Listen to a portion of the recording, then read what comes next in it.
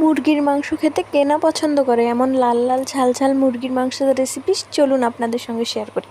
প্রথমে কড়াইতে পরিমাণ মতো দিয়ে দেবো তেল, সেই তেলে দিয়ে দেবো পরিমাণ মতো পেঁয়াজ এবং তার আগে দিয়েছিলাম গোটা গরম মশলা এবং তেজপাতা। এবার ভালোভাবে একটু ভাজা ভাজা করে নিচ্ছি। আর অন্যদিকে পরিমাণ মতো লবণ, হলুদ, লঙ্কার গুঁড়ো এবং ধনিয়ার গুঁড়ো, জিরের গুঁড়ো ও আদা রসুন বাটাটাও দিয়ে দিলাম।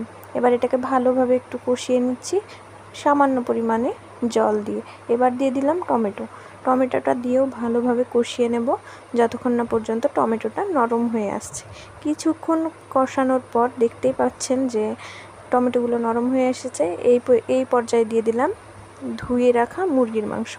এবার মুরগির মাংসটা দিয়েও ভালোভাবে কষাতে হবে বেশ অনেকক্ষণ সময় নিয়ে। আর কিছু দিয়ে দিলাম গোটা রসুন, যেহেতু আমাদের বাড়ির সবাই গোটা রসুন খেতে ভালোবাসে মুরগির মাংসে। এবার বেশ খানিকক্ষণ সময় নিয়ে আমি ভালোভাবে কষিয়ে নিয়েছি।